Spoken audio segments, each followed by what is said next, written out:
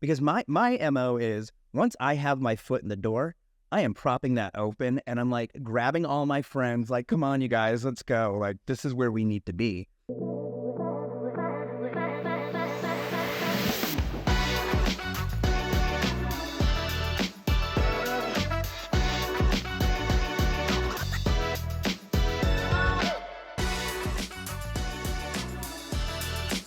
This is landing your first film job. Hey, what's going on, everybody? My name is Brandon Diet. I am a producer for film and television. And I am Gabrielle Pickle, and I am a line producer and producer for film.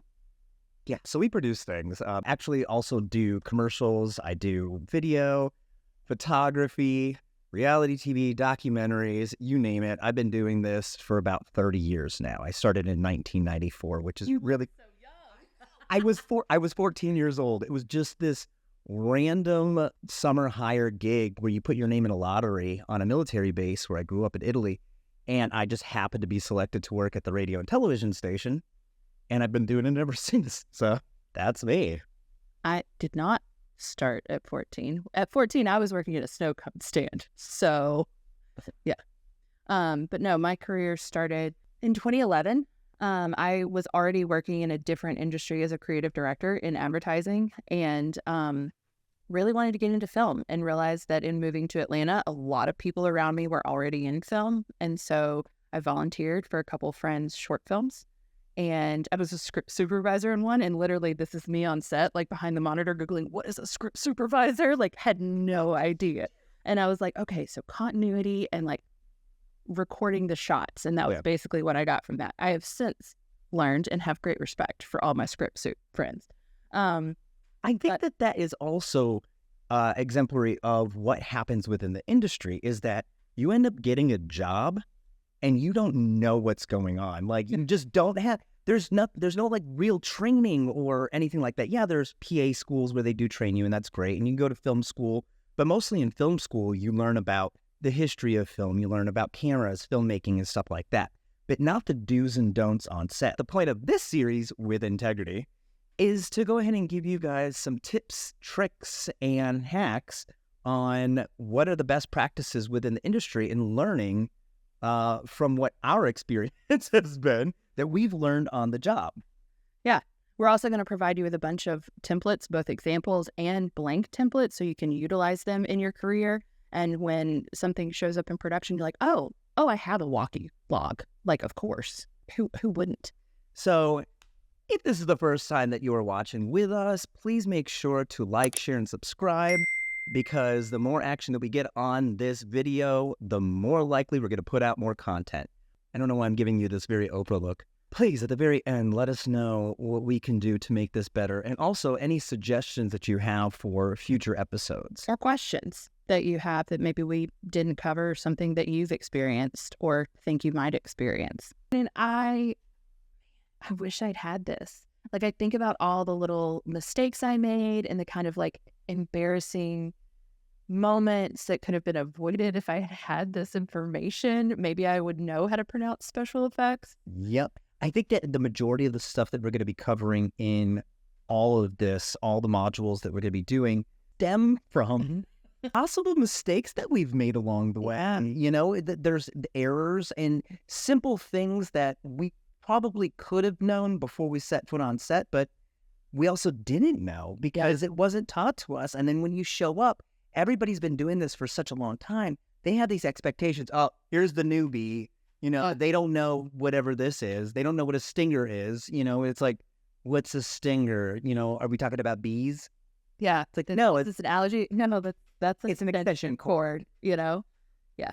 Stuff like that. So like, I'm hoping that what you all get out of this is it's going to make you be more prepared for your first day of filming. Or even if you are a PA and you've been working in this industry for a little while, this will give you extra tools to make your job a lot easier so you can have fun while on set instead of worrying. And set you up for success in the long run because you now have kind of the tips, tricks, tools, templates needed to handle your taxes, to also know what your rights are, to have an idea of what safety questions to ask, and all of the different things that we are covering here today. It's such a gold mine of information. Yeah. And then also understanding why everything's a mayonnaise commercial. You'll find out about that later. This isn't just about like how to get the job, but the do's and don'ts of when you get to set for your first day, how to prepare, what you need to know, all the different tools that you need in order for you to go ahead and have the best first day experience. Yes. And not just first day, but entire first job experience. How are you getting paid? Making sure that you are prepared for tax season on that first job. We are equipping you to be a success in this industry.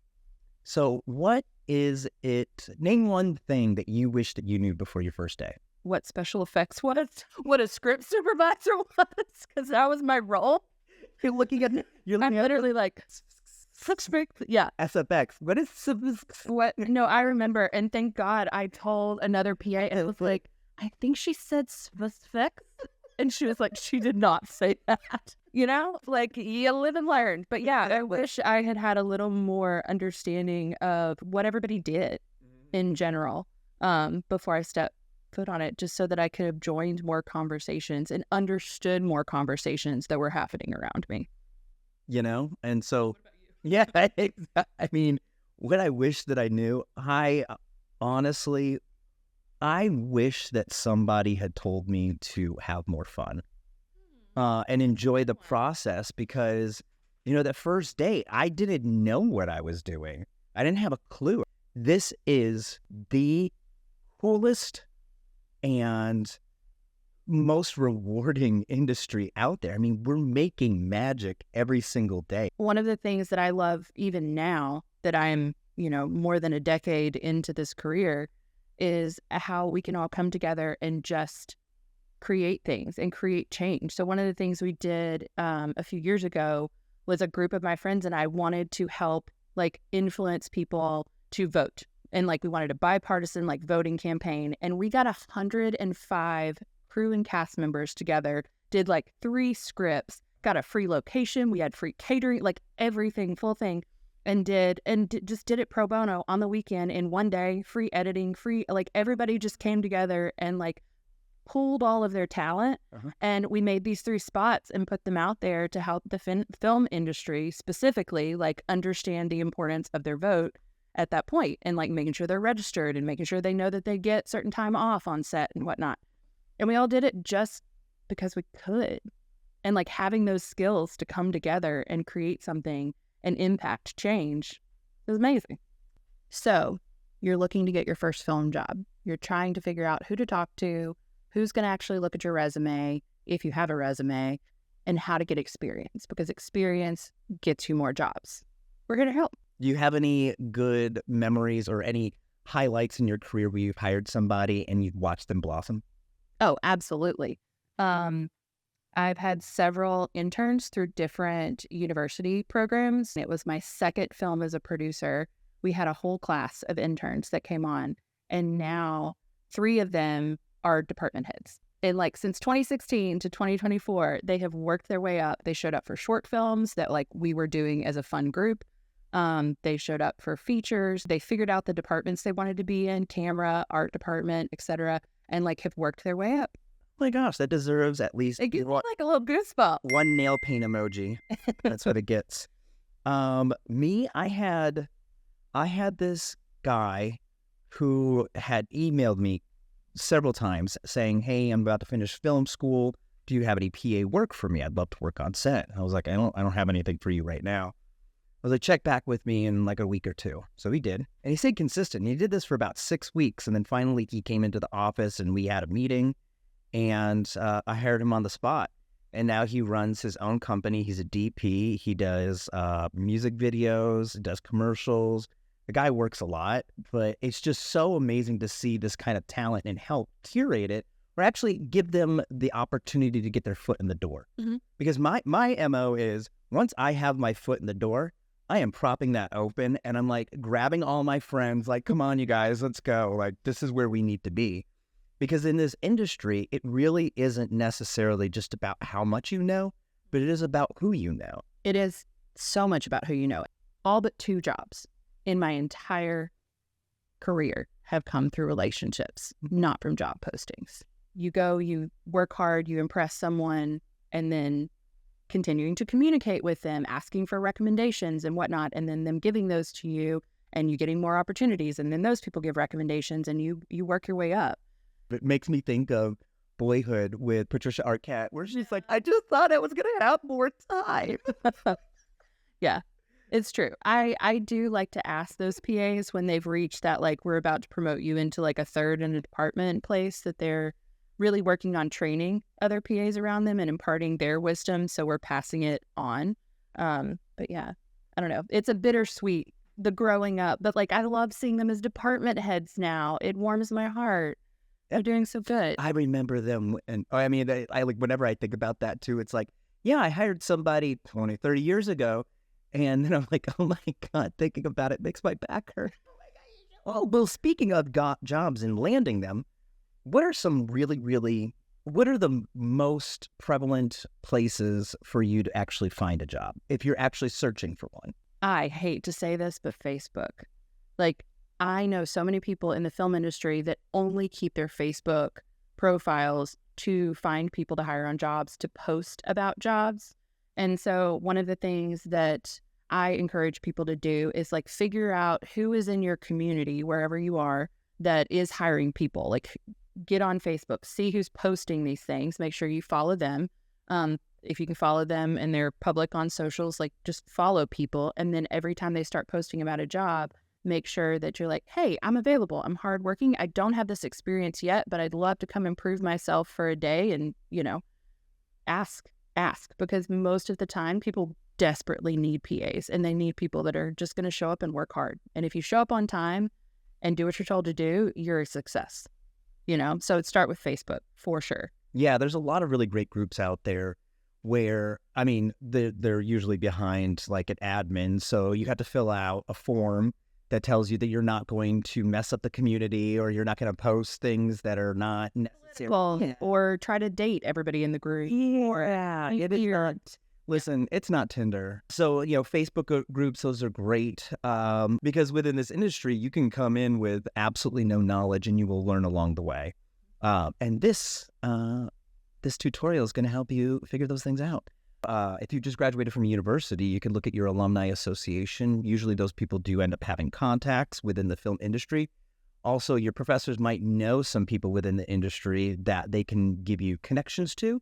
Internships are great for networking. However, the reality behind internships is they're very far and few in between. And if you don't get selected for it, doesn't mean that you're incompetent or that you're not capable of handling job. A lot of times these positions end up going to friends of family or friends of coworkers or family of coworkers or people they know or suggest. We are the nepotism industry, guys.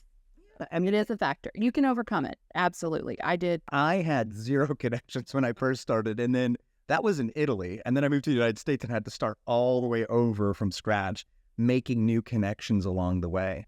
But some other options that I wanted to mention, like different speakers, like look around your town. Is there any type of film society? Is there any film festivals, whatnot? Are there speakers? Are they even doing online things? Are there general online things that you can sign up for, show up for, and then engage with them about how would I work for you? Like or do you know of people that are looking for PAs right now? Always ask that question. With every person in the industry that you interact with, even if we're talking about a grip that cannot hire anyone, I would still ask, like, hey, do you know anybody that's looking for PAs? Like, do you know anybody you could connect me with, even if they're not looking for PAs right now? Ask the question, because most of them, they were all hired by somebody that can also hire you. So ask for the recommendations. Most film people, they've been through it themselves. They will happily give you an introduction. Yeah, and speaking of local film office, they have typically really great resources for finding jobs, like a help wanted hotline. They'll sometimes post jobs online. Might have information about the seminars or speaking events or any type of festivals where you can go ahead and meet and greet people. They also might have resources or connections to PA academies. So some cities will train you as a PA to give you the step-by-step process of what you should actually be doing while on set. So like pulling cables and when to wear a safety vest, and a lot of like one of them that's in our town, that you stand the whole time, so you get to understand what it means to like stand for 12 hours a day, which is an adjustment for sure. You can also go a traditional route like Mandy, Staff Me Up. All of those are great resources. They typically require a resume. And that's something we're going to discuss a little bit later in the day. But you can use your school resume. Like, you don't have to have experience to be applying for these PA jobs. You can just get out there and put your resume out there. Again, I've seen personally a lot more success from referrals than I have from anything on these websites, but people are getting the jobs. Someone is getting the job. yeah, I've got several jobs from Staff Me Up. So Staff Me Up and Mandy are two film production job sites. So they help connect production companies with crew and talent so that they go on and staff up. But you can also go to the more traditional route, which is like your LinkedIn, your Indeed, Glassdoor, all of those job sites.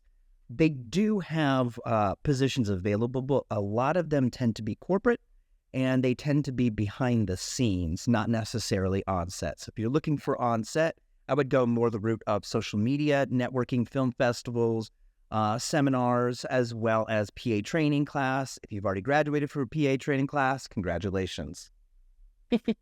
I would also say when it comes to traditional jobs, that is something that, say you were to take a job with a film studio as a clerk, low level, they will help you eventually get on set, but it may take a couple years for you to like kind of prove yourself in the office setting to then move over into an on-set setting. It does happen. It just takes more time. So it depends on what your priorities are. If you have a new baby, maybe you need a stable job for a couple years before you try to go on set. So it depends on what your life and your needs are. Yeah, true. And speaking of networking, so that is a term that it gets thrown around. It's very nebulous. It's like, what is networking?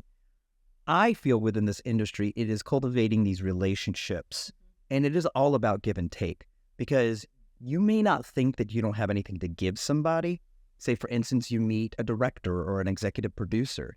What do you have to give them? They can give you a job. That's what you're looking for. But what can you give them?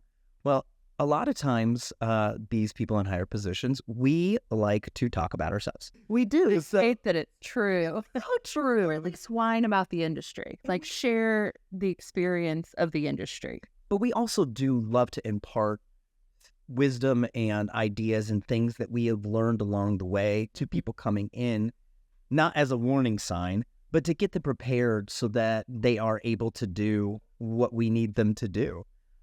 So when you're doing networking, make sure that you stay professional. Allow your personality to shine, because this is the film and television industry. We're all about entertainment.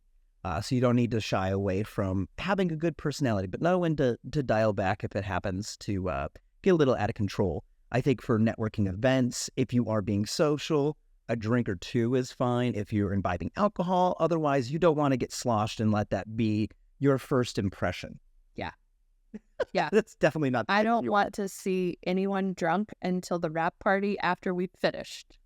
And then also while you're networking, make sure that you repeat your name. Now, I got offered this really, really strange piece of advice years and years and years ago. And that is, in order to remember somebody's name, you have to say it 3 times in a row. Okay. So here's an example. Hi, my name is Brandon. What's your name? Gabrielle. Gabrielle. That's great. Nice to meet you, Gabrielle. I feel so affirmed.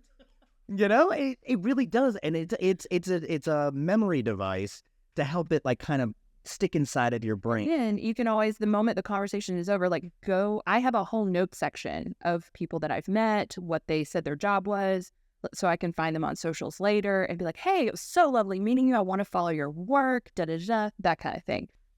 Volunteering is an exceptional way to impress people, to show people who you would be on set. Film festivals always need volunteers. Networking events will need somebody to help set up, maybe somebody to like run a camera or click through a slideshow.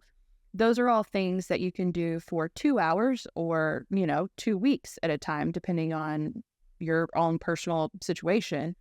I have been impressed with film and have hired people that worked at film festival and were volunteers when I was on panels or hosting different films, like doing the intro and the outro and then hosting Q&A and different things. We would often have like 15 pass drivers that would drive us from one location to another and whatnot during our day.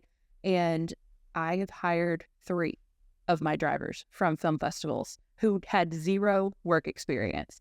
But they asked me smart questions. They showed a really good work ethic, and they knew when to be quiet and when to talk.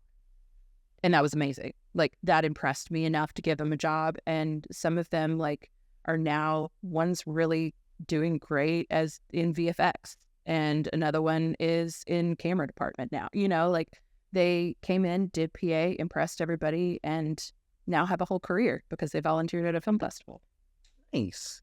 So, well, and then, there's also the events to go to. So there are plenty of industry events that you might find around, not just film festivals. There might be speaking engagements or meetups for people to go ahead and network. And funny enough, this is how we met. it is. So go ahead, tell them. Yeah, I was speaking. There's an event that happens in town, I think the first Tuesday night of every month. And I was on a panel. I don't even remember what I was talking about, but a panel of like 3 or 4 people. And somebody asked the question of like, how do we get FaceTime with you? How do we talk to you about a job, etc.? And I was like, offer to buy me a glass of wine. Like, just offer to go buy me a glass of wine. And the time that it takes for me to drink that, we will talk and I will answer every single question. And then most likely it will turn into a longer conversation and whatnot, but it's one-on-one time. And this lovely gentleman walked up to me and was like, "Hi, I'm Brandon. Can I buy you a glass of wine?" And chat about the industry. Yeah. I had just moved back to Georgia from, I think at that time, I was either Miami, New York, or LA. New York. Yeah, one of those places.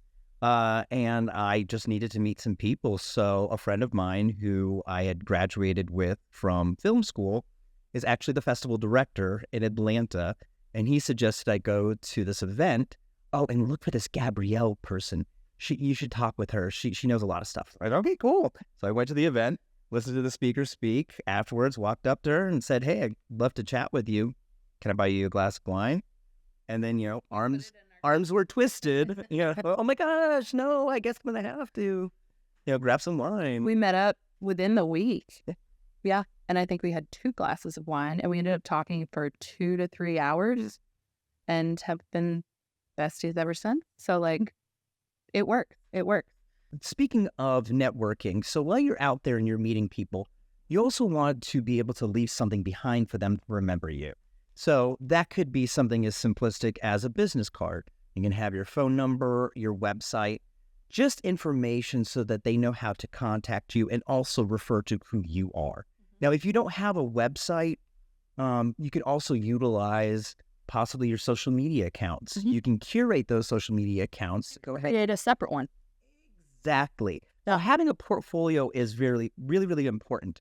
And when I say portfolio, I'm talking about content of work, a demo reel. If you don't have anything that you've shot yet, go outside and take some photos or some videos or whatever it might be, just to show your interest within the actual industry, and then have that set up so that they can contact you. So it could be on Instagram, it could be on Facebook, it could be on Tic-Tac-Toe, all those newfangled social media sites. But also, if you have a website, that is great to have because you can put your resume up on there. You can put a personal story about how you got into the industry or just little anecdotes about yourself to get people to understand and know who you are. Those are really, really great ways to put your name out there to the world. If you have graduated from film school, this is one place where those kind of hands-on classes or different experiences, whether it be you're doing a bunch of short films with classmates, all of those pictures showing you touching gear or behind things look great for the industry. It makes you look legit. Put those on an Instagram, put available for PA work, the locations, plus we'll travel, whatever, and make sure your email and whatever kind of cell phone you want is there.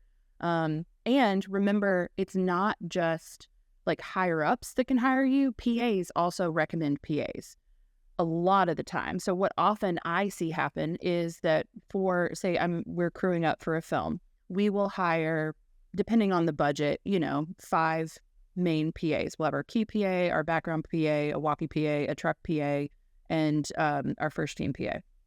But we will, on bigger days, need more hands. And so we often offer it up to them for their friends, unless I have somebody that like I know from past shoots that I would love to bring back. They weren't available for run of show, but they might be available this week. Then I'll be like, yeah, I definitely want to hire Jim Bob. But if you were friends with Joe Jean, why are these names happening? Joe Jean. Joe Jean. And it was like, oh, I know this person. And I've had this happen multiple times where they're like, you know what? This kid just graduated film school. He doesn't know anything. I'd love to get him hands-on experience and I will help teach him. I'm like, great. Bring him on. Let's do it. And a lot of people get their start that way from other PAs and other volunteers. So also look laterally when you're around, realize like every single person you're interacting with can recommend you for your next job. Yeah, and I think that is pretty much the bow on top of the present, talking about finding and landing your first job, is building and cultivating these relationships. So you never know. You might know, a friend of yours that is a PA. They might not be able to hire you per se, but they might be able to recommend you to a hiring manager or supervisor or somebody along. Because if they're more like consistently getting work in the industry, they're going to be hit up. Hey, I've got this 2-day little shoot, da da da. And they're like, I can't, but I have somebody I could send you. Make sure all of the people that you know that you are available, know that you're willing to work and excited about doing so, and it will help you land. Fun tip. When you are entering somebody's information into your phone, make sure to have their first name, last name, phone number, and email address in the notes section or in company information. Write down where you met or what show you worked on together or whatever it might be, so you have that and what their reference. Position was. Exactly. In everything. So if this is a camera guy, if this is another PA, if this, like, put as many notes to help you remember so that you can recall that, because it may be 6 months later when you now see on their Instagram that, oh, they got a job on this big TV show and they're saying they need to find 6 PAs for tomorrow. It's a really great intro. Hey, I met you here. I've done this one gig. I'd love to be considered to come on and help you out. Yeah. It works. This was landing your first film job. Up next, negotiating your rate.